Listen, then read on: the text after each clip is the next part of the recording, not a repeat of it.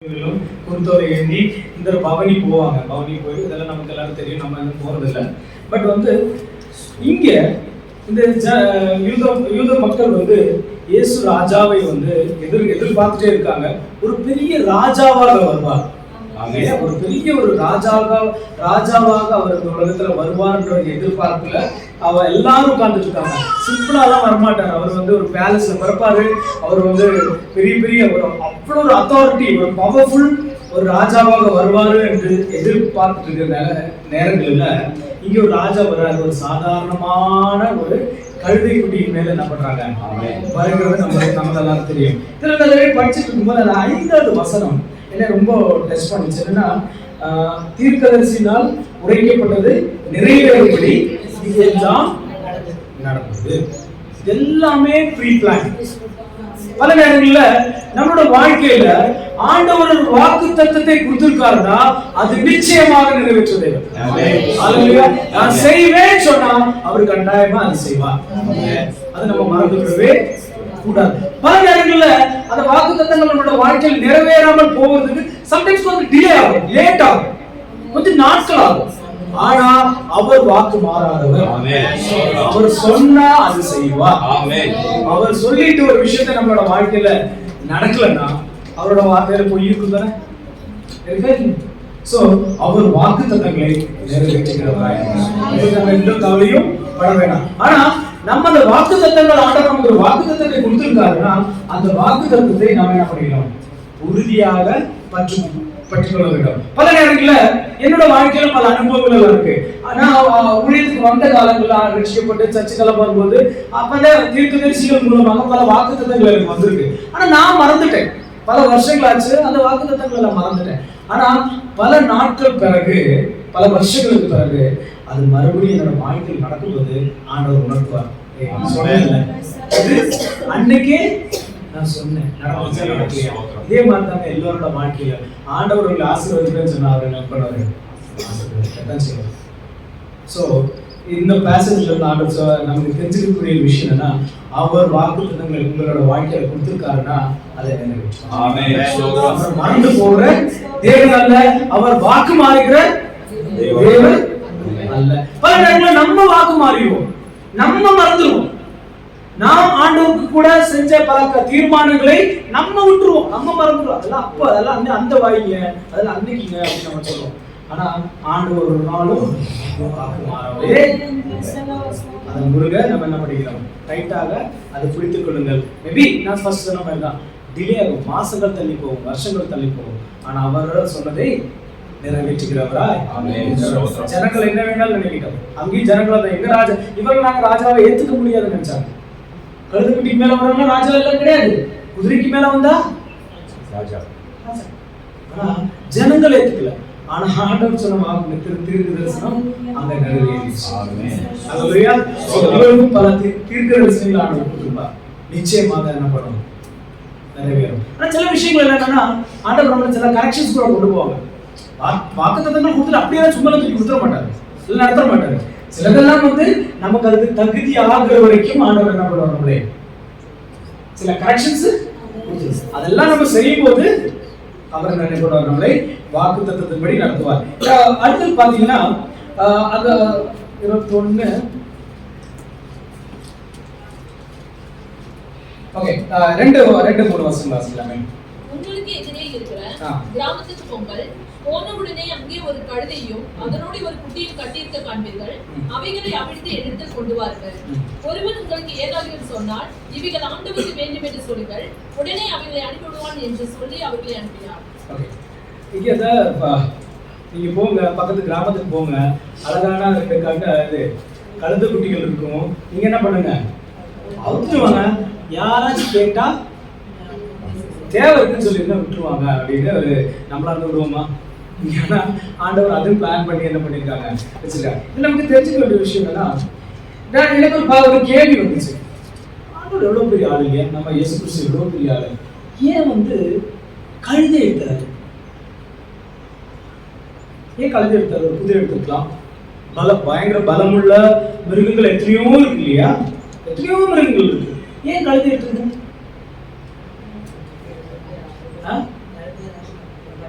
கழுதை யாரும் மதிக்கல. Okay, very good. கழுதைக்கு வேலை இருக்குங்க, நல்ல ரேட்டு கழுதைக்கு. இதெல்லாம் இருக்கும் இல்லையா? கொஞ்சம் யோசிச்சு பாருங்க. ஏன் ஆண்டவர் படைத்ததுல எவ்வளவு பலமுள்ளது எத்தனையோ இருக்கு. பலவீனமானது கழுதையோட பலவீனமானதும் இருக்கு. ஏன் கழுதை சூஸ் பண்றாங்க?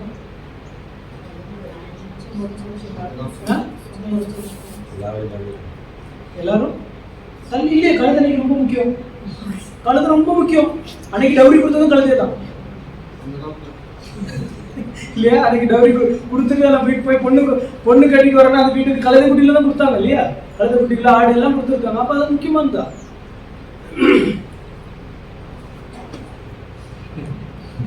கஷ்டமா இருக்கா? அழகா இருக்கா?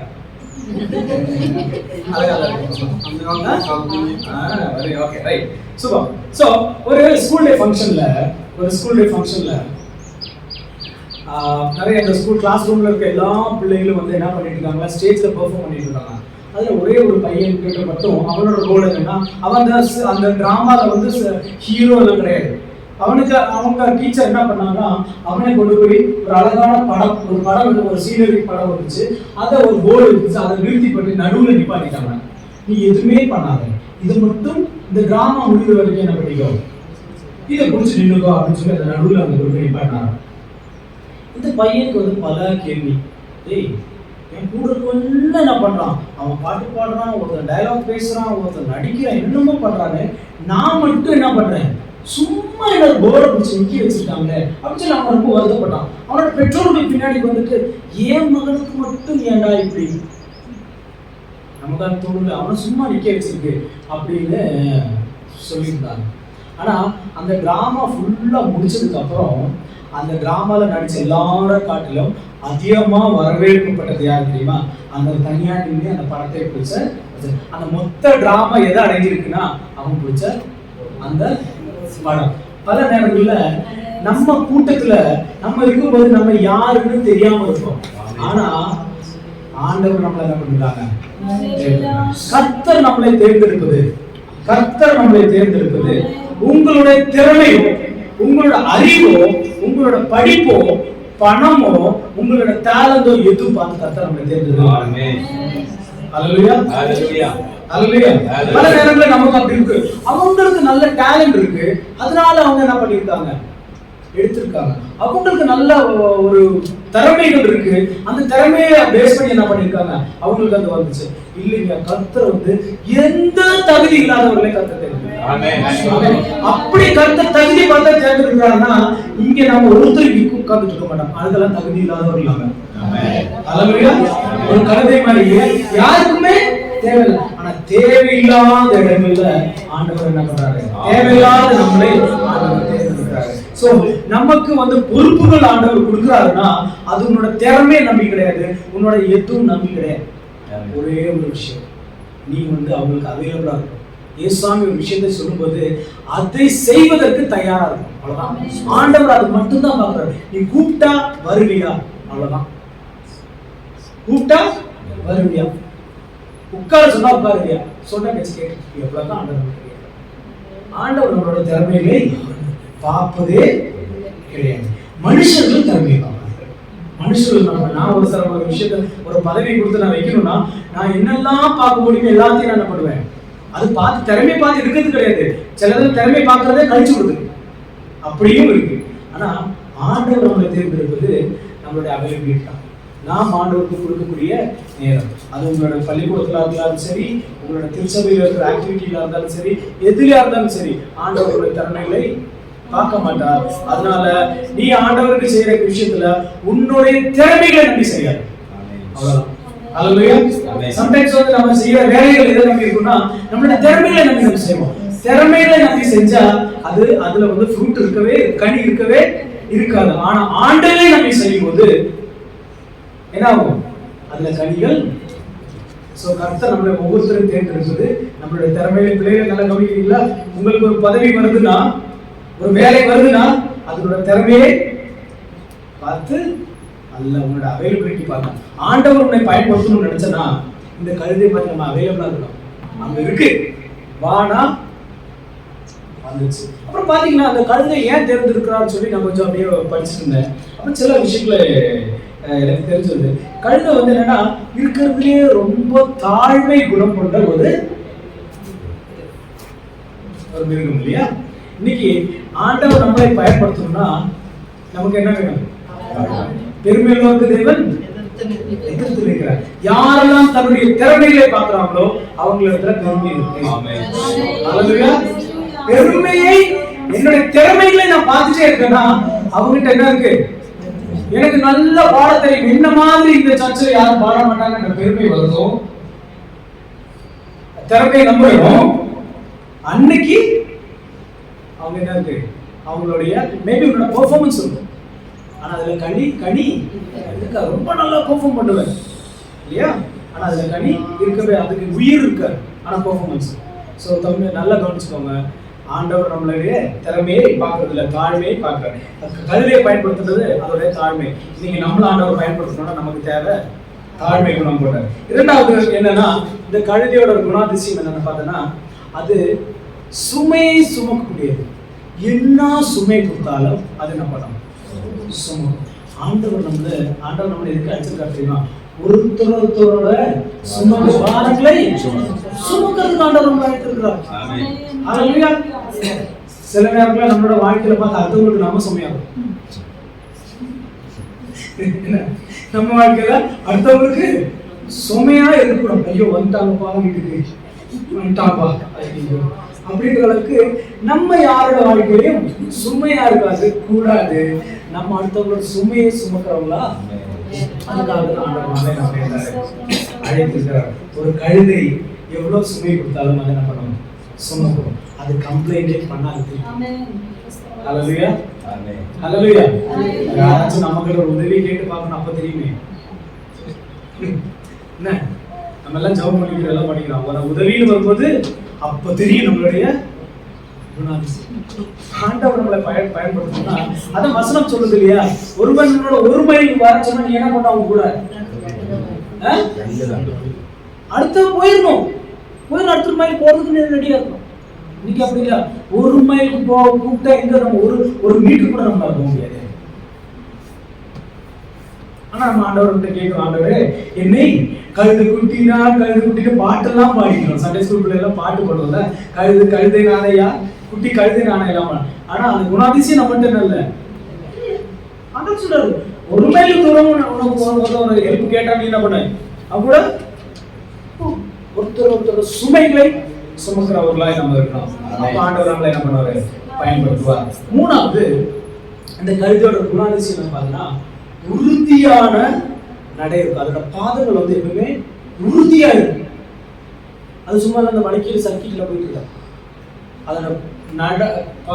அதோட கால்கள் வந்து ரொம்ப ரொம்ப ரொம்ப உறுதியானதா இருக்கிறோம். இன்னைக்கு நம்மளோட விசுவாச வாழ்க்கையை இப்படி உறுதியுள்ளவர்கள். அல்லேலூயா. நம்ம எடுத்து வைக்கிற ஒவ்வொரு அடிகளும், அந்த விசுவாசத்தில் எடுத்து வைக்கிற அடிகள் ஒவ்வொன்றும் உறுதி உள்ளதா இருக்கும். பல நேரங்களில் நம்மளோட விசுவாச வாழ்க்கையில் எப்படி தெரியுமா? எப்பவுமே சந்தேகம் உள்ளவர்களா இருக்கும். சந்தேகம் நடக்குமா?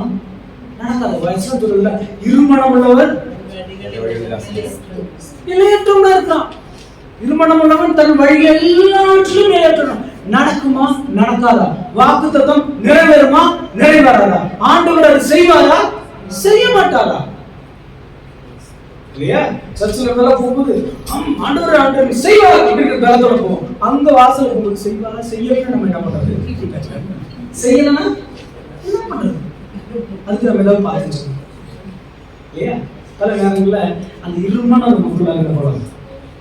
ஆனா இந்த கழுதை நமக்கு சொல்லி கொடுக்குற பாடம்னா அதோட கால்கள் வந்து ரொம்ப உறுதி உள்ளதா இருக்கும்.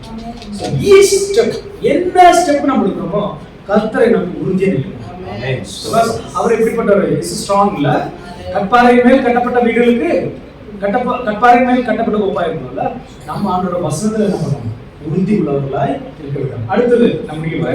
அடுத்தது வந்து இந்த கழுதையோட குணாதிசயம் பாத்தீங்கன்னா அது ரொம்ப பொறுமையா இருக்கும். பொறுமை குணம் கொண்டது. இந்த என்ன வேணா சொல்லிக்கலாம், என்ன வேணா பண்ணிக்கலாம், அதை என்ன பண்ணணும்? அமைதியா அதோட வேலையை பண்ணணும். இன்னைக்கு நம்மளோட வாழ்க்கையில பொறுமைங்கிறது எப்படி இருக்கும்? பொறுமையா பொறாமையா? பல நேரங்கள்ல பொறுமைன்றது நமக்கு என்ன பண்ணாது, அது வீட்டுல தெரியும், டீனேஜ் இருக்க வீட்டுல தெரியும் பொறுமை, பொறுமையோட அளவு நமக்கு தெரியும் இல்லையா? வாலிப பிள்ளைகள் இருக்கிற வீட்டுல நம்மளோட பொறுமைகள் என்ன பண்ணும் தெரியணும். இல்லைன்னா ஒரு மீட்டிங்ல தெரியும் நம்மளோட பொறுமையெல்லாம். பொறுமையா இருக்கிறது ரொம்ப கஷ்டம். ஆனா இந்த இதுல இருந்து கற்றுக்க வேண்டிய விஷயம் என்ன, கழுதை ஏன் பயன்படுத்துறாங்கன்னா இந்த கழுதை கிட்ட ஒரு பொறுமை. ஆண்டவர் என்ன நிறைய கேட்டுக்கோங்க, நீங்க என்ன பண்ணுங்க கம்மியா பேசுங்கன்னு சொல்லியாச்சு. ஆனா நமக்கு அப்படி கிடையாது. கேட்கறதுக்கு முன்னாடி பேசி ஒருத்தவங்க இந்த டெம்போல நம்ம அதை ஜாஸ்தி போயிடும் இல்லையா? அப்போ பொறுமை உள்ளவர்கள் என்ன பண்ணுவோம் இருக்கும் பொழுது ஆண்டவர் என்ன பண்ணுவாங்க நம்மளை பயன்படுத்துவா. அடுத்தது இந்த கழுதையோட குணாதிசயம் என்னன்னா, அது வந்து சேவை செய்வதற்கு மனப்பான்மை கொண்டதான். சேவை செய்வதற்கு மனசு இருக்கு. நம்ம சேவை செய்யணுமா? இன்னைக்கு நமக்கு சேவை செய்யணும் இல்லையா? கிறிஸ்தவ வாழ்க்கையில பல நேரங்கள்ல எனக்கு சேவை செய்யறவங்களா இருக்கிறோமோ பிடிக்கும். இப்ப நான் ஒரு இடத்துக்கு வரோம்னா என்ன பண்ணுங்க அப்படியே தாங்கி முன்னாடி கொண்டு போய் நிப்பாட்டி எனக்கு அவ்வளோ பிடிக்கும். ஆனா நம்ம வந்து ஒருத்தவங்களுக்கு சேவை செய்யறது, ஆண்டவர் என்ன சொல்றாரு, I'm not here to serve, I'm not here to be served but to be served அப்படின்னா, நான் வந்து ஊழியம் கொல்ல வரல செய்ய வந்திருக்கேன்னு சொல்றாரு. ஹல்லேலூயா, ஆமென். அப்ப நம்ம எப்படி இருக்கணும்? நம்ம ஊழியம் கொள்றதுக்கு மட்டும்தான். நமக்கு மற்றவர்கள் என்ன பண்ணணும், சேவை செய்து கொண்டே இருக்கணும். நான் என்ன பண்ண மாட்டேன், அதெல்லாம் அப்படி இருக்கக்கூடாது. ஆண்டவர் நம்மளை பயன்படுத்த வேண்டுமானால் மற்றவர்களுக்கு நம்ம சேவை செய்யற குணாதிசயம் நம்ம வளர்த்திக் கொள்ள வேண்டும். ஹல்லேலூயா, ஆமென். அடுத்தது இந்த கழுதை கிட்ட இருக்கிற ஒரு குணாதிசயம், அது தற்புகழ்ச்சி. இயேசு கிறிஸ்து வந்து தூக்கிட்டு போகும்போது கழுதை அங்க வந்து பெருமை கொள்ளவே இல்லை. நான் இயேசு தூக்கிட்டா என் மேலதான் வராங்க இல்ல, அது அவ்வளவுதான் அதோட ரியாக்ஷன். இன்னைக்கு கர்த்தர் நம்மளே பயன்படுத்தணும்னா நம்ம என்ன செஞ்சாலும் சரி அதோட பெருமை என்ன பண்ணாதீங்க, அந்த க்ளோரி நம்ம என்ன பண்ணிடக்கூடாது. இதோட துதி கனம் மகிமை எல்லாமே யாருக்குரியது? கர்த்தர் நம்மளை பயன்படுத்துறாருன்னா, கர்த்தர் நமக்கு மேடையில் நின்று ஒரு விஷயத்தை பண்றதுக்கு ஒரு வாய்ப்பு தராங்கன்னா அதோட துதி கனம் மகிமை எல்லாம் யாருக்குரியது? கர்த்தருக்குரியது. அது எனக்குரியது இல்லை. பல நேரங்கள் அது நமக்கு இருக்கும். பிகாஸ் நம்ம எல்லாரும் ஹியூமன்ஸ், நம்ம எல்லாரும் மனிதர்கள் தானே, மனிதர்கள் தானே. பல நேரங்களில் நமக்கு என்ன பண்ணும், அதெல்லாம் வரும். ஒரு நாள் வந்து நம்ம நல்லா இருந்துச்சு இப்ப எனக்கே வரும் சில நேரத்துல, மெசேஜ் நல்லா இருந்துச்சுன்னா அப்படியே நம்ம மறந்துருவோம். நமக்கும் ஒரு மனிதர்கள் தானே. ஆனா தெரிஞ்சுக்க வேண்டிய விஷயம் என்னன்னா, எல்லா துதி கன மகிமையாக பல நேரங்கள்ல எப்படின்னா, ஒரு ஸ்டோரி சொல்றேன். ஒரு டாக்டர் வந்து ஒரு சர்ஜரி பண்ணிட்டு இருந்தாங்க, ஒரு ஆப்ரேஷன் பண்ணிட்டு இருந்தாங்க. அப்ப அந்த டாக்டர் அந்த சர்ஜரிக்கு முன்னாடி போகும்போது அந்த கிளவுஸ் எல்லாம் போட்டு தானே போவாங்க. அன்னைக்கு ஒரு நாள் அந்த கிளவுஸ் சொல்லிச்சான், என்னாலதான் என்ன பண்ணுச்சு, ஆப்ரேஷன் சூப்பரா நடந்துச்சு, என்னாலதான் எல்லாத்துக்கும் சூழ் கட்டுச்சு அப்படின்னு சொல்லி ரொம்ப பெருமை பாராட்டிட்டு இருந்தா. பல நேரங்கள்ல நம்ம இந்த கிளவுஸ் மாதிரிதான், என்னாலதான், என்னோட ஜபத்தினாலதான், என்னோட ஊழியத்துலதான் இல்லைங்க, அது அவரோட. டாக்டர் யார் தெரியுமா? கர்த்தர்.